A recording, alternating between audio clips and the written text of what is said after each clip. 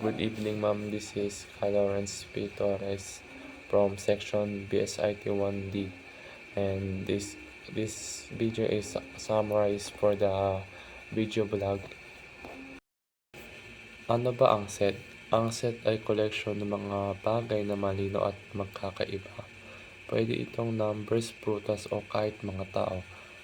Halimbawa, set A, 1, 2, 3, 4. Set B, mangga, saging, pakwan.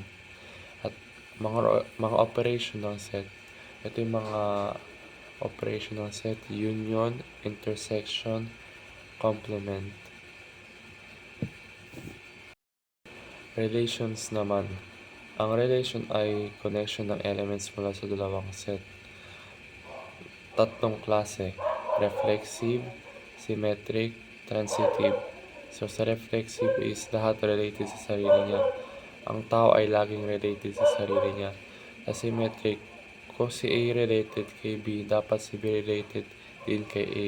Kung si 1 ay friend ni Ana, dapat friend din ni Ana si 1. Transitive, kung si A related kay B at si B related kay C, dapat si A related din kay C. Example, kung may flight mula sa Davao, Cebu at Cebu, Manila, dapat connection din Davao to Manila. So, ang set is, halimbawa, sa estudyante, mga estudyante sa isang classroom, set yon. Pero ang relation is estudyante-teacher sa school, relation yun. Bakit mahalaga sa IT? Sa database, parang sets ang mga tables at relations at connections ng data. Sa graph theory, ginagamit ito para sa network, mapa at social media links. Sa algorithms, nakakatulong ito sa paghanap at pag-optimize. Kahit sa machine learning, ginagamit ng relations para makita ang patterns at connections ng data. Lesson 2. Ano ang propositional logic? Tinatawag din itong sentential logic o propositional calculus. Ito ay tungkol sa mga proposition at statements na pwedeng ng true or false at kung paano sila pinagsasama gamit ang logical connectiveness. Mga components: proposition, simpleng statements. Example, P equals umuulan, Q equals may dala akong payong. Logical connectives. Merong 6 na logical connectives: not, and, or, implies, if and only. Application sa totoong buhay. Programming and coding. Ginagamit sa paggawa ng conditions tulad ng discount sa online store. Halimbawa, kung higit 100 ang total at prime member ka, may discount ka.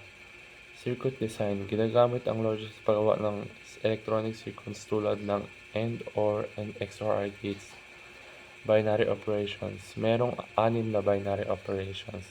Ito ay AND, O, XOR, implies, and equivalent. Bakit importante? Propositional logic ang foundation ng digital logic, programming, at problem solving. Ginagamit ito para ma-analyze ang mga kondisyon, gumawa ng tamang decision sa code at mag-design ng circuits na magpapatako ng computers at gadgets. Lesson 3. Ano ba ang proof techniques? Ito ang mga paraan para mapatunayan kung tama o totoo ang isang mathematical statement. May 6 na common techniques. Direct proof. Diretsong logical steps mula sa premise hanggang conclusion. Example, ang number ay even, din ang square ay nito ay even din. Dahil kung n equals 2k, then n squared equals 4k squared, na visible pa rin sa 2, ibig sabihin even. Proof by contrapositive.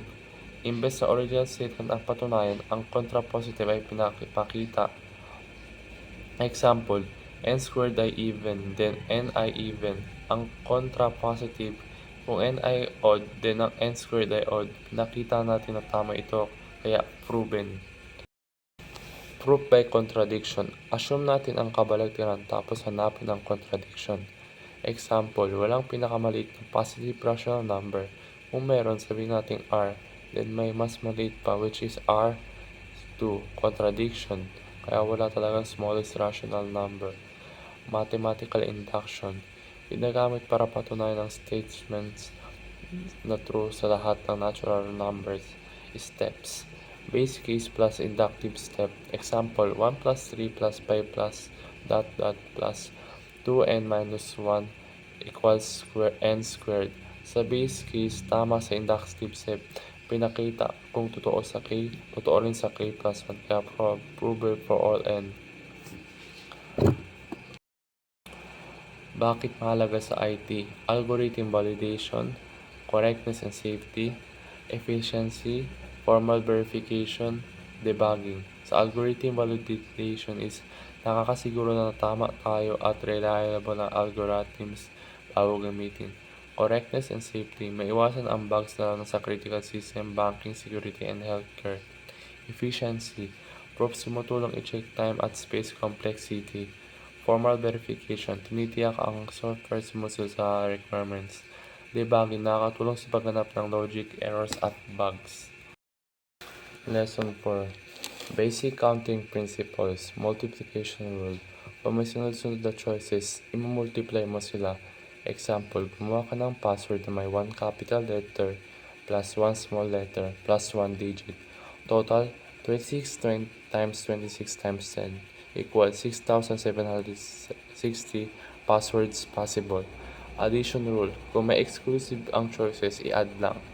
Example, sa ice cream shop, pwedeng single scoop 2 choices o pumili ng 6 flavors. Total, 2 plus 6 equals 8 combinations. Permutations versus combinations. Permutations equals order matters. Example, may 4 books ka. Ilang ways pwede i-arrange? Plus 4 equals 24 ways. Combinations equals order doesn't matter. Sa 7 club members, pipili ka ng 3 para sa committee.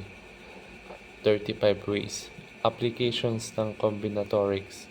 Cytography, ginagamit ng paggawa ng ciphers and encryption. Example, substitution cipher, 26 possible ways, sobrang dami. Coding theory, sa error detection at correction like Hamming code at Reed-Solomon codes. Example, Hamming distance helps detect ilang errors at kayang i-correct. Probability dice. Probability na sum ay 7 equals 7 over 36 equals 1 over 6. Cards. Probability makukuha ng 5 hearts sa 5 draws equals 0.5%.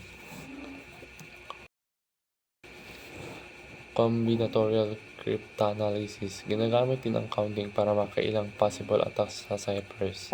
Example, kung vowels ang pinapali sa vowels equals 4 times 4 times 4 times 4 times 4 times 4 equals 1024 possible ciphers.